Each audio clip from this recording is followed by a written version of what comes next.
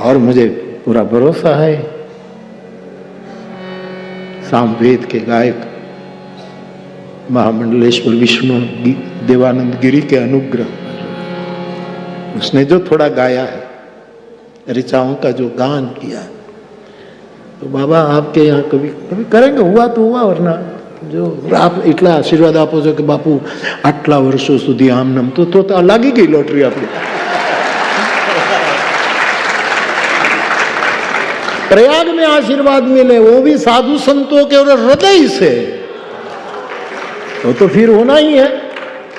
फिर अपनी इज्जत का सवाल नहीं, इन लोगों की इज्जत का सवाल है। मुरारी सूरदास कहते हैं, मुरारी मेरो क्या बिगड़ेगो, जाएगी लाज तिहारी, हमारा क्या, हमारा क्या। उस कथा में आप सब निमंत्रित हैं।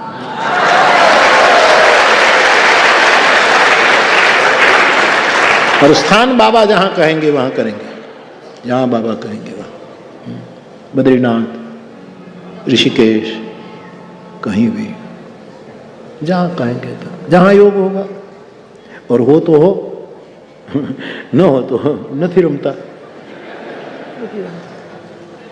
इतना तो हाथ में रखना पड़ता है कि कब क्या हो क्या पता। इस तन धन की कौन, मैंने कल भी बहुत दिल से निवेदन किया, ऐसे नहीं किया, मैं कोई वाक भट्ट नहीं हूं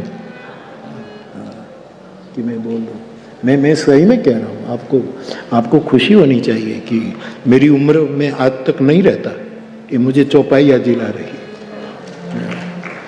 घटनाएं ऐसी घटी कि मुझे क्या अधिकार है जीने का, है? कल्पना करो।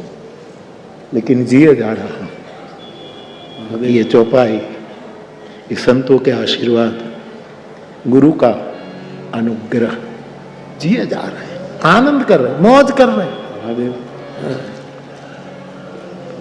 इन संतों के आशीर्वाद का ही कारण है।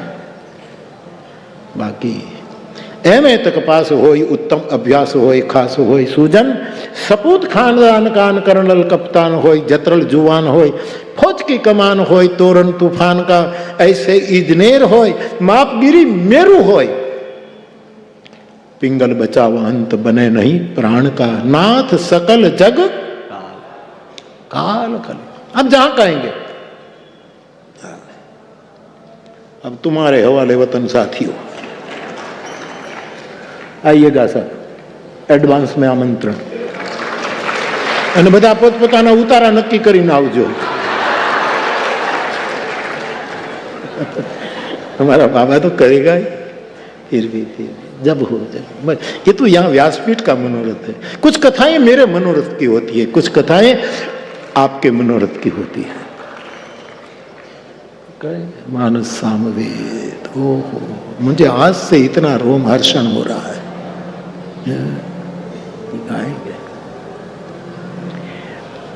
वेदों में सामवेद मैं हूं, ऐसा भगवान कृष्ण बोले हैं, और ये मानस स्वयं सामवेद है, इसीलिए हम गाते हैं। गावत संतत शंभु भवानी, अरुघट संभव मुनि विज्ञानी, व्यास आदि कवि बरज बखानी। का सबको गाने की बात कही है, इसलिए गाइए। अपनी आजीविका के लिए अभावग्रस्त भारत का कुछ समाज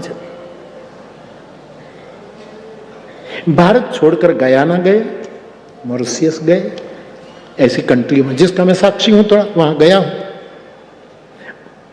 वो दूसरे देश में आजीविका के लिए गए, अपने अभाव से मुक्त होने के लिए गए, लेकिन फिर भी अपतीत रहे, पतित नहीं हुए। क्या लेकर गए थे? वेद लेकर नहीं गए थे, वेद से उसका कोई मिलना मुश्किल। शास्त्र लेकर नहीं गए थे, केवल रामचरितमानस लेकर गए थे, जिसका मैं साक्षी हूं। चाहे गया ना जाओ, मॉरिशस जाओ, पर इन कंट्रियों में वहां यहाँ के जो मजदूर के रूप में जो मेरे देश के वासी गए, केवल रामचरितमानस, और वहां जहां जाओ रामचरितमानस का गायन होता हूं। मैं वहां कथा कर चुका हूं, बाबा ज्यादा जाने इसके बारे में। ये लोग गा रहे हैं रामचरितमानस। रामचरितमानस उसको पतित होने से बचा रखा। पाई न के ही गति पतित पावन राम भज, इसलिए गाओ गाओ गाओ।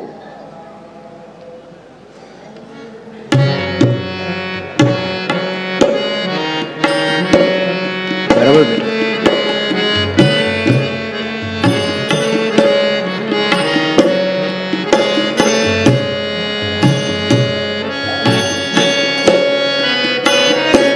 सब गाइएगा प्लीज।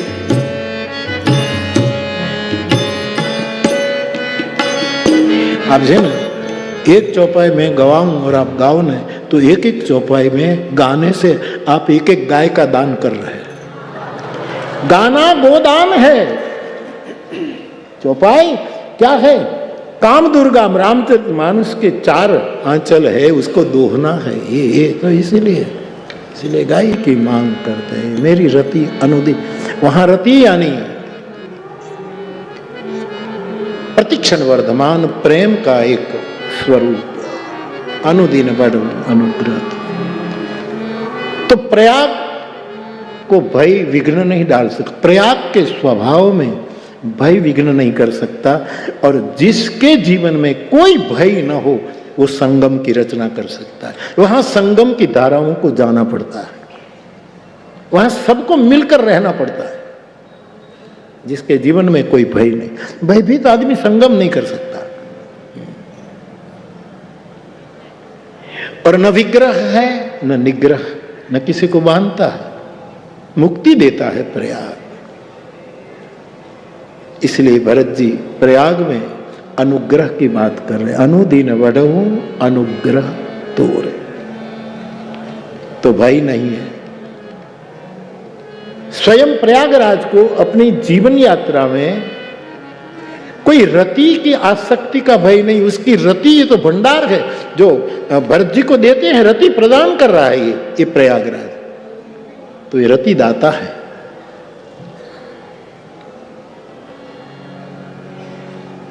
तो विदुर नीति कहती है दूसरा आगे का सूत्र, समृद्धि और असमृद्धि दोनों द्वैत जिसको लागू नहीं होता है, वो संगम करा सकता है।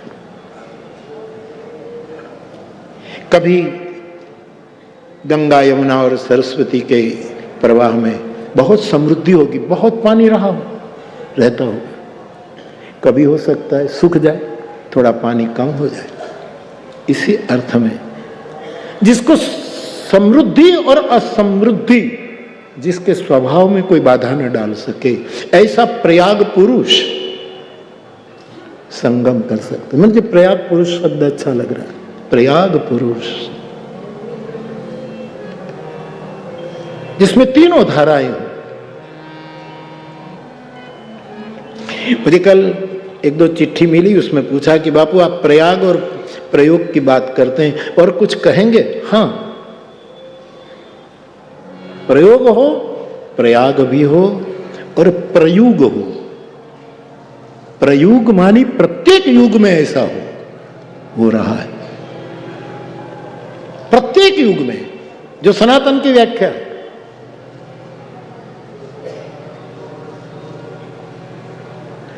तो बाप प्रयाग, प्रयोग और प्रयुग, अथवा तो प्रथम योग का जो संस्कार था सतयुग का, ये सब त्रिवेणी संगम है। प्रयाग, प्रयोग और प्रयुग, जो प्रत्यक्ष युग आज हमारे सामने है, विद्यमान जो है वो, ये 3 धारा है संगम की। तो पानी घटे पानी बढ़े, जो प्रयाग पुरुष के स्वभाव में जरा भी अंतर नहीं पड़ता। विदुर कहते हैं, ज्येष्ठ बंधु, ऐसा आदमी माम कहा और पांडवा, इन दोनों में संगम रचित कर सकता है, इन दोनों का मिलन करा सकता है। तो ऐसे प्रयाग पुरुष की जहां जहां कुछ बातें मिलती हैं, वो शास्त्रों से लेकर के, माधुकरी लेकर के, सब जगह से जो मिला वो ले लेकर के मैं आपको प्रसाद के रूप में बांट रहा हूं। कल मुझे भगवान पूछा जा रहा था कि बापू सनातन की स्थापना कब होगी, इंटरव्यू में मैंने कहा सनातन की स्थापना करने की जरूरत नहीं, सनातन पर ही सब स्थापित है। सनातन की स्थापना क्या करनी है, हम सब सनातन पर ही जीवन, ये पूरी भूमि का सनातन ही है, आदि मध्य और अवसान में सनातन ही है, उसके ऊपर हम नर्तन कर रहे हैं। लाना नहीं है पहचानना है, पहचान। इंडोनेशिया की एक यूनिवर्सिटी में हमारे भारत के दूसरे राष्ट्रपति महामहिम, बड़े तत्वज्ञानी, बड़े फिलोसोफर डॉक्टर सर्वपल्ली राधाकृष्णन, उसके जीवन की एक प्रसंग में पढ़ रहा था। वो गए तो एक प्रोफेसर, इंडोनेशिया की कोई यूनिवर्सिटी का प्रोफेसर का नाम मैं भूल रहा हूं, उसके बारे में सर्वपल्ली राधाकृष्णन जी को किसी ने कहा कि बड़ा विद्वान है और अगस्त्य ऋषि पर वो पीएचडी कर रहा है, कुंभज ऋषि पर। तो हमारे राष्ट्रपति महोदय ने, जब उपराष्ट्रपति रहे तब गए कि राष्ट्रपति हुए, वो मुझे बहुत, अब खोज लेना, तो उसको मिलना चाहते थे। वो प्रोफेसर आया, वो मुस्लिम था, प्रोफेसर मुस्लिम था, और उसने जो निबंध तैयार किया कुंभज ऋषि पर, वो बताया राधाकृष्ण जी को, और उसमें इस मुस्लिम प्रोफेसर ने शुरुआत अपने निबंध की तो वहां वंदे वाणी विनायक हूं, मैं वाणी और विनायक की वंदना करके मेरा थीसिस लिख रहा हूं। गदगद हो गए राष्ट्रपति, आप मुस्लिम हैं? बोले हाँ। आप वाणी और विनायक की? और उसका जो जवाब है कि हमारे मत भिन्न है प्रेसिडेंट बाबू, हमारा सनातन एक है, हमारी भूमिका है कि हम सनातन पर खड़े हैं। ये जो घटनाएं हैं ये युवाओं तक पहुंचनी चाहिए, ये आपके दिल तक पहुंचनी है। सनातन को स्थापित करना नहीं है, ऑलरेडी है, उस पर जन्म लेते हैं, उस पर जीवन जीते हैं, इस सनातन की भूमि पर। इसलिए मैंने कहा कि भारत सनातन है, सनातन भारत है, पर्याय एक दूसरे की व्याख्या। ऐसे तो कई प्रसंग ऐसे मिलते हैं। मुझे तो कितना हर्ष है, राष्ट्रपति महाराज जी ने उसको तो हुआ ही होगा, लेकिन जब वंदे वाणी विनायकों करके ये चर्चा करता है मुस्लिम, तो सनातन की महिमा कितने आह्लादिक कर दी। ऐसा ये प्रयाग जहां संगम होता है। पूज्यपाद सुधांशु जी भगवान भी कह रहे थे कि हम यहां से कुछ लेकर जाए, कुछ लेकर जाए। और मैंने तो ऐसा भी पढ़ा है भगवान, मुझे देहरा बाबा जब थे, आपने भी स्मरण किया कि राम मंदिर की मूवमेंट जब शुरू हुई, मैंने भी दर्शन किए। वो मचान पर रहते थे, मैं स्वयं गया था दर्शन करने। तो उसके भक्त मुझे बता रहे थे कि ये तो प्रयाग पुरुष में आज शब्द प्रयोग कर रहा हूं, लेकिन उसने उस समय ये प्रयाग पुरुष नहीं, लेकिन उसने ये कहा था कि बापू त्रिवेणी के तट पर जहां संगम है वहां ये तीर्थराज प्रयाग कभी कभी कई महापुरुषों को शरीर धारण करके दर्शन देता है। ये प्रयाग पुरुष, ये हो सकता है, ये चमत्कार नहीं, ये साक्षात्कार है, ये हो सकता है। पहचान भर बाकी रहती है। तो ऐसे कोई प्रयाग पुरुष मुझे और आपको मिल जाए तो सबके बीच में, प्रत्येक इंद्रियों के बीच में संगम हो जाए, और मातृमान पितृमान आचार्यवान पुरुषो वेद, छांदोग्य श्रुति। ये जो संगम की प्रक्रिया हमें कहां से मिली? गौरी शिखर है सनातन, गोमुख है सनातन। अगल बगल में कोई शब्द ना यूज करे, केवल सनातन, विशेषण मुक्त सनातन। एक गोमुख है हमारी संस्कृति, हमारी सभ्यता, हमारे धर्म, हमारी विचारधारा, हमारी मनीषा, हमारी प्रज्ञा, हमारे शास्त्र। तो इस तरह ये धारा का संगम यदि हम मानस के आधार पर देखें तो सबसे पहले हमारे जीवन में संगम लाने की प्रक्रिया किसने की? तो क्या कहता है हमारा वेद उपनिषद कि सबसे पहला काम किया है संगम का मातृमान, हमारी माताओं ने, फिर पितृमान, हमारे पिताओं ने, फिर आचार्यवान पुरुषो वेद। ऐसे हमारी धारा चली है, मातृदेवो भव, पितृदेवो भव, आचार्य देव। ये मूल तत्व है जहां से सनातन से निकले। उसके बाद जो हमारे शास्त्र हैं इस धारा को आगे बढ़ाई। शास्त्रों ने काम किया, बहुत काम किया। इस संगम की धाराओं को दिखाने के लिए जो क्रमशः बातें मिलती है साधुओं से, वो ये भी है कि उसके बाद भारत का साहित्य, भारत की कला और संगीत, आज तीनों ने बहुत काम किया। ये जो गंगा उतरती है उसके सब सूत्र है। साहित्य ने बहुत काम किया, संगम का, कला ने और संगीत ने। जो संगीत जानता है, संगीत में रुचि लेता है, वो संगम करेगा, वो स्पर्धा नहीं करेगा, श्रद्धा निष्पन्न करेगा। और कुंभ का दर्शन मेरी दृष्टि में तो ये श्रद्धा का माहौल है, स्पर्धा का नहीं है। कभी कभी हो जाए ये अपवाद है, बाकी ये श्रद्धा का कुंभ है।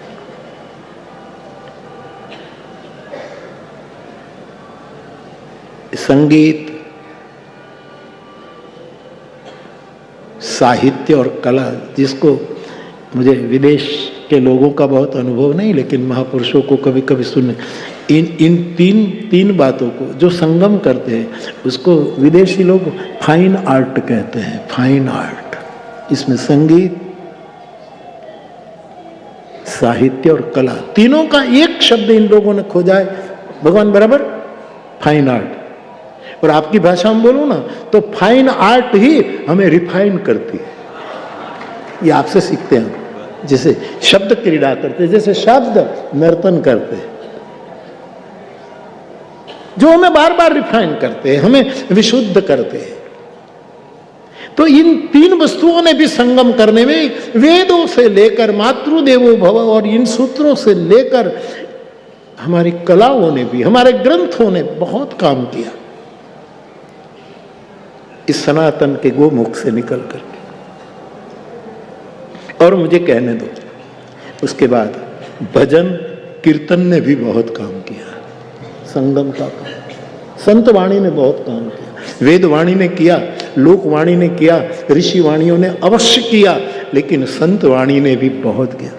मुगलों का शासन था पूरा, महाराष्ट्र की स्थिति हमारे पूज्यपाद रुखड़ बाबा को पूछो। उस समय एक महापुरुष आया, जगत गुरु तुकाराम, जिसने केवल अभंग गा करके संगम कर दिया, पूरे महाराष्ट्र को बैठा कर दिया। शासन कुछ और था, केवल कीर्तन अभंग। संतों ने गुजरात में काम, और नहीं केवल गुजरात में मत रहो, राजस्थान भी चलो, मालकों कर।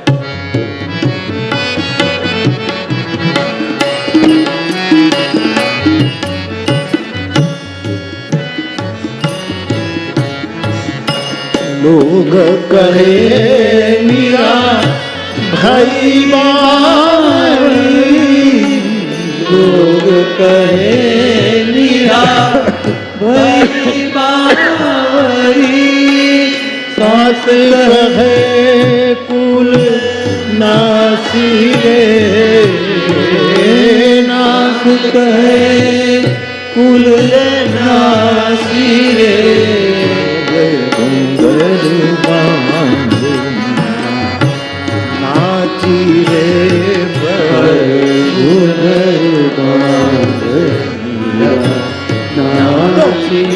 प्लीज इस प्रवाही, पवित्र और परोपकारी परंपरा का जरा स्मरण करो कि सनातन है गोमुख, जहां से इन शास्त्रों हमारे मूल ग्रंथ निकले। उसने संगम करवाया।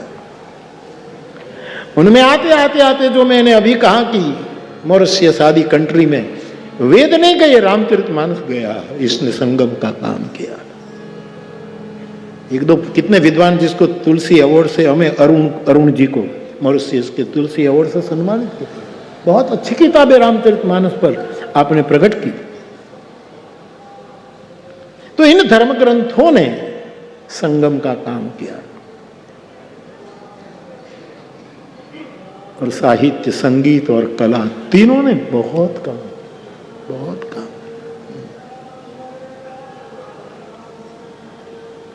उसके बाद कीर्तनकारों ने बहुत काम किया है, जो विशेष महापुरुष रहे, नरसिंह, सूरदास। और हर एक प्रांत में, ये तो जो मेरे स्मरण में आते, चोखा मेला तक चले जाइए साउथ में, रामानंदाचार्य चले जाइए यूपी में, रामानुजा भगवान के पास चले जाइए, इन सब ने हरि नाम से संगम रचा। फिर भजन गा गा करके गंगा सती तक चले, गीता से गंगा तक ही सती चले, सबने कीर्तन। कथाकारों ने भी कम काम नहीं किया। हमारे जो पूर्वसूरी कथाकार जो रहे सब, डोंगरे बापा ने कितना काम किया, पांडुरंग दादा ने कितना काम किया, जो कृष्ण शंकर दादा ने कितना काम किया, कथा के माध्यम से समाज को जोड़ा। ये महापुरुषों ने कितना काम किया सर, बोलो तो फिर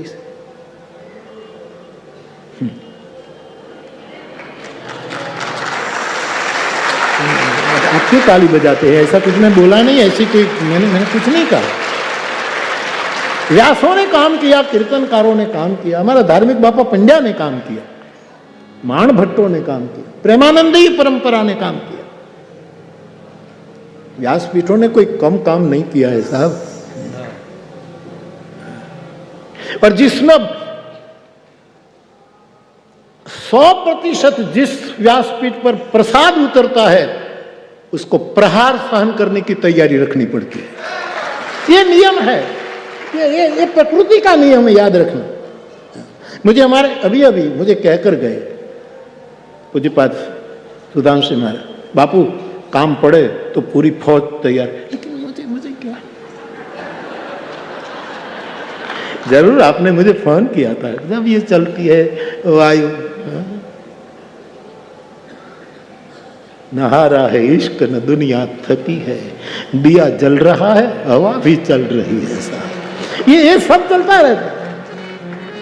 जरूर मैं प्रणाम करूं सुधांशु, हमारा मिलना बहुत कम होता है लेकिन बहुत सद्भाव।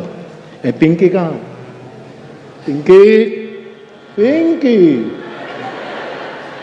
पिंकी को हाजिर करो।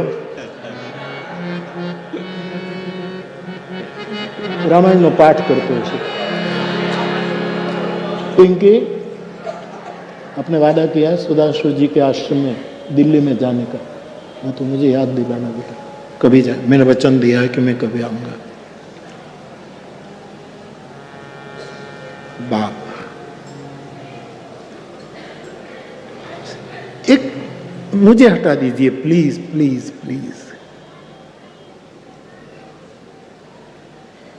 जिसकी आवाज रुला दे मुझे वो साज न दो। मुझको इस रात की तन्हाई में आवाज न दो।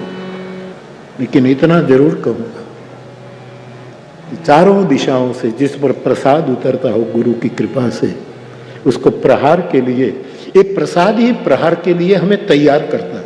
कथा का पूरा रस आपने, राम कथा की जिसमें कल रह गया, राम कथा की, भगवत कथा का पहला रस की निष्पत्ति करता है, रस प्रबंध करता है, रस पैदा कर राम कथा। जिसे मैं कल कहते कहते रह गया कि कभी कभी कई माताएं, कई युवक मुझे कहते हमारी माँ को हम कथा में छोड़ने आए थे लेकिन 15 मिनट फिर हमको रस आने लगा, फिर ऐसे ही लोग पैसे इकट्ठे करके कथा कराने लगे।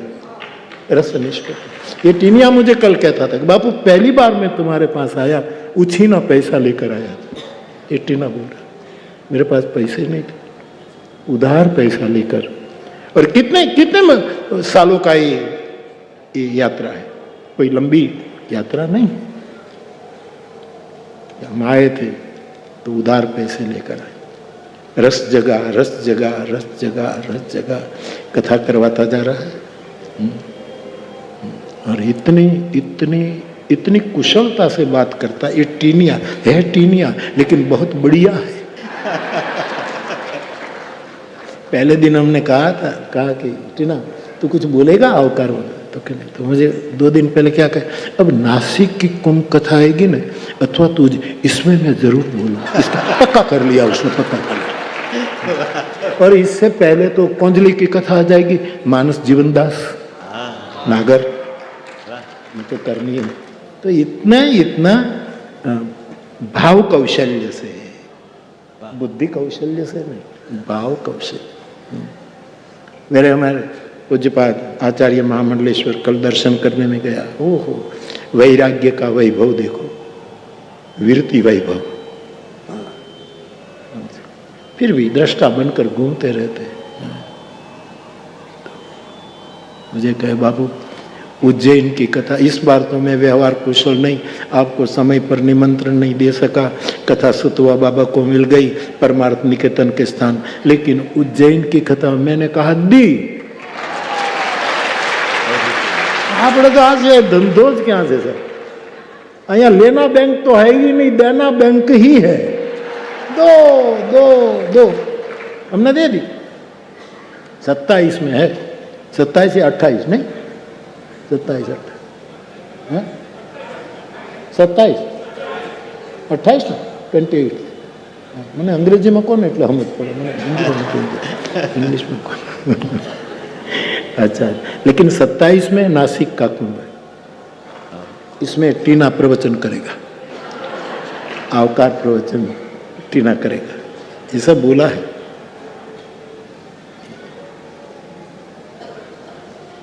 रस निष्पत्ति करती है कथा, अवश्य अवश्य। मैं जन्म जन्म की रस की बात कर रहा हूं, रस की निष्पत्ति, रस प्रबंध होता है। फिर भगवत कथा धीरे धीरे रस तृप्ति करती है। यद्यपि ये तृप्त तो नहीं होंगे, लेकिन आहा मजा आ गया, इतनी तृप्ति, और सुनने की पिपासा बनी ही रही। रस की तृप्ति करती है कथा। उसके बाद रस की गति करती है, अब वहीं के वहीं नहीं रहोगे आप। दूसरी कथा आपके रस को गतिशील, जो रस बंधियार हो जाए उसमें जंतु गिर जाते हैं। गतिशील, डबरा नहीं, प्रवाह, धारा।